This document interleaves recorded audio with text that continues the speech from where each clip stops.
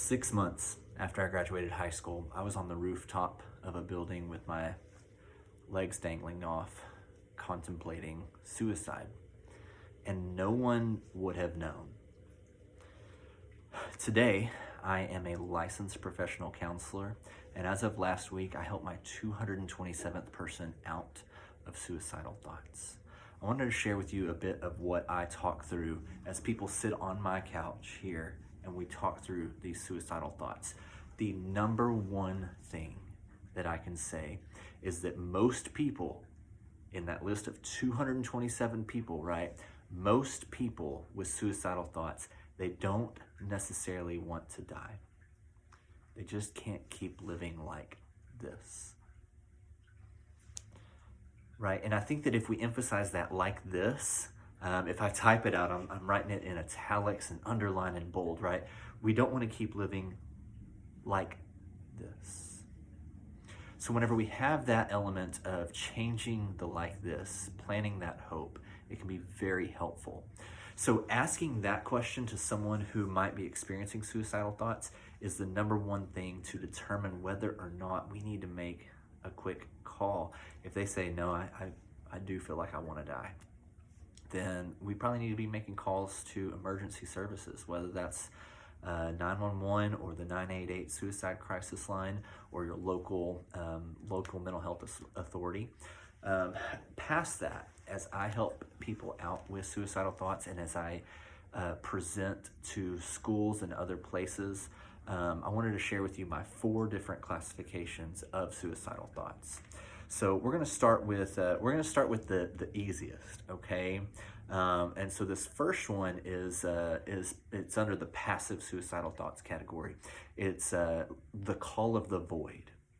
Okay, that every once in a while we as humans will just get this random thought that might happen. Maybe we're driving down the road and we think, what would happen if I swerved into oncoming traffic? What would happen if I fell off this roller coaster? Whatever this thought may be, in a way it's an intrusive thought of dying, but it's not necessarily like a suicidal thought.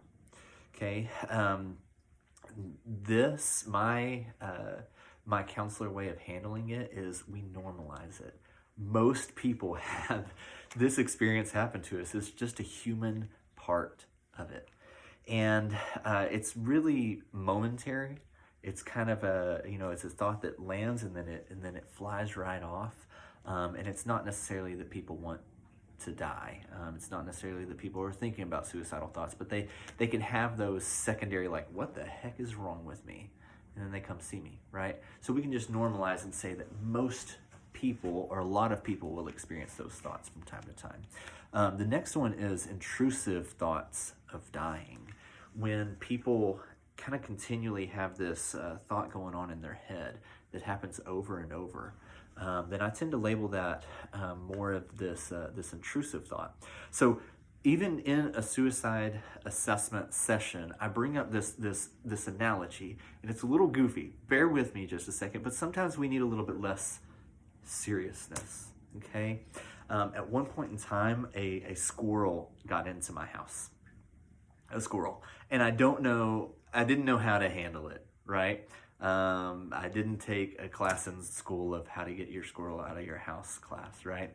So this squirrel, what do I do with this? So first I opened up a door. I opened up the front door to my house thinking it just has to have a place to exit. Past that, I started closing off other doors. I started closing off other opportunities that it might have to stay and remain in the house. So I liken that to opening up about suicidal thoughts, that when we first say we've been experiencing that, it's almost like opening the door. The squirrel might not immediately run out. That intrusive thought that you don't want in your thought life anymore might not immediately run out, okay? But at least we've opened the door for it to start to come out. Past that, we start to close off some of the other doors, start to corner it. And like one of the thoughts that I had as I was suicidal was, I'm such a burden to everyone else. If somebody would have met me in that moment and said, Brody, who are you a burden to? I can guarantee I wouldn't have been able to think of one single name. Now, I know that might not be the case for you or for someone else listening here, but at the same time, that's how confusing these depressive thoughts can get. They start to give you this identity that you take on that's just, it's been maybe a lie, or maybe one person has said it and we kind of plaster that one person's thoughts about me to an entire imaginary audience, thinking that everybody must think this way about me. Another one was, no one would care if you were gone.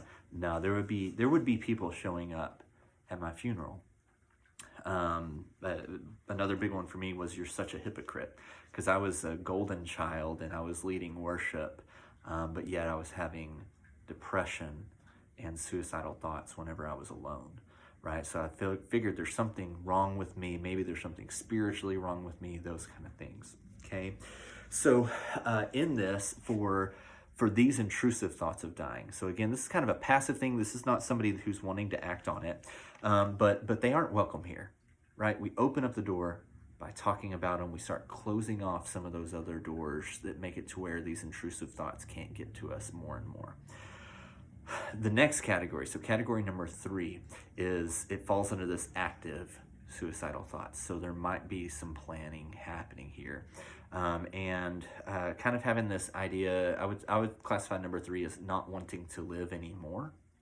And I know that's a subtle shift between wanting to die and versus not wanting to live anymore. But these are going to be more of this emotional pain outweighs my ability to manage it, right? So what I'm resilient for is up to here. What life is throwing me is up to here.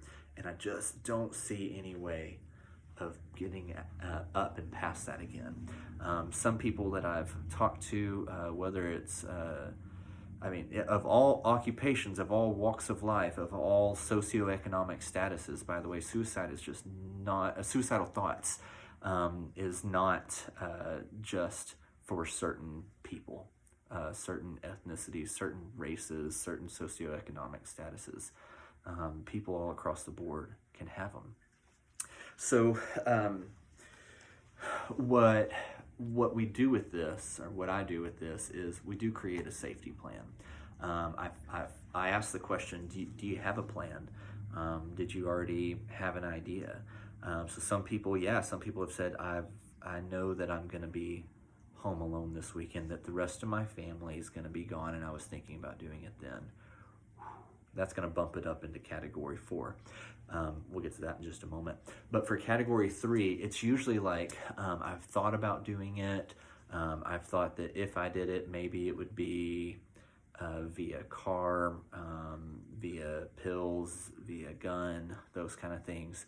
And in the safety plan, we say, let's figure out how to reduce the access to those. That even if you're a gun-toting, concealed carry license person, like, can we hand over the gun for a few days? Let's figure this thing out for just a little bit, right? Can we have somebody else have this medicine and they give you one each day instead of overdosing on the medicine that could claim your life? Can we put it in a lockbox? Can we not be left alone for a little bit, right? So as we do this safety plan, we also inform loved ones. Hey, we're going through this right now. And I will tell the loved one, like, their brain is trying to trick them into thinking that life is not worth living, but they're not wanting to take their life right now, okay? But I do want to monitor it closely. So we'll create this plan, we'll inform loved ones, we'll reduce the access or remove the access to means, have them see a counselor within 24 hours or sooner. Sometimes that's just a hard thing to be able to pull off. And then here's the thing that's so silly, but most of the time, right after I create a safety plan and I, as a counselor, feel confident that this person is not going to kill themselves, so they're just struggling deeply with these thoughts, I tell them, hey, take off the rest of the day of school. Why don't you and mom go get some ice cream together? Like, this has been too heavy of a day. Enjoy some comfort food. Enjoy some simple pleasures, Okay, so right after creating that safety plan, then they will go out and just, in a way, have fun together or attempt to have fun together, right? We just need that in that exact moment. And then the last thing, category number 4, they have a plan. Yes, I was going to plan on going to this area, doing this thing. And the reason why I'm being subtle with those things is that I don't want to put ideas in people's heads. Talking about suicide, by the way, doesn't put ideas in their head, but the acts of it might plant a seed, and I don't want to do that, right? So with this, what I've done in the hard times where I've got a client on my couch who feels like they want to die, maybe that I got a phone call, an urgent phone call from a mom saying I just caught my kid doing, fill in the blank, right? That in those times, I often say, I value you, and I do not want these thoughts to take you away from me. I don't want these thoughts to take you away from us, right? We're going to call someone, and I'm going to sit with you through this, right? So I will call an emergency line, that kind of a thing, and I will sit with them through however long that takes, right? Sometimes it'll take a couple of hours for a mental health authority to show up.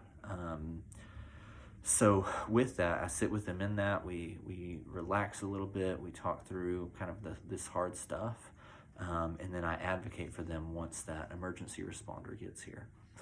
Past that gets a little bit complicated. Leave that up to your clinicians a little bit more. But overall, we have the choice of like a voluntary hospitalization that the person kind of recognizes, yes, I don't feel safe with myself. Most of the time, that's not the case. Sometimes they will say yes just because they trust me or they trust the person who's trying to help walk them through this. And then sometimes there's a thing called an EDO, an emergency detention order. And that means that that basically the client in front of me, the person who's hurting with these suicidal thoughts, is not at a space to make any rational decisions for themselves right now. And that's tough. It feels so awful to rob a person of their choice. But I do feel that I would rather rob them of their choice than them robbing themselves of their life, than them robbing the world of the life and the impact that they could have. So at 19 years old, I was suicidal. I was on top of the edge of the building. And where I wanted to put a period on my life, I felt like God put a semicolon. And everything that has happened after that semicolon has trumped what came before it. I'm going to wish that same thing upon you.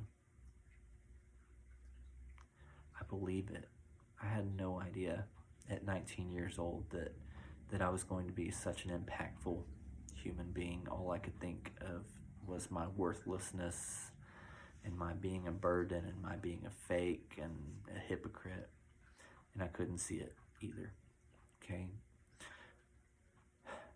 Thank you for listening to this. Whether you're struggling with the suicidal thoughts yourself, or you've got a loved one, or you're in a capacity that you come across people who might have suicidal thoughts, thanks for hanging in through this time. I wish you well. If you have any questions, contact me. Contact a licensed professional counselor in your area. Just talk to somebody about what you've had going on, because vulnerability, finally opening up about it, is the first thing that helps you feel freedom. I wish you well. Love you.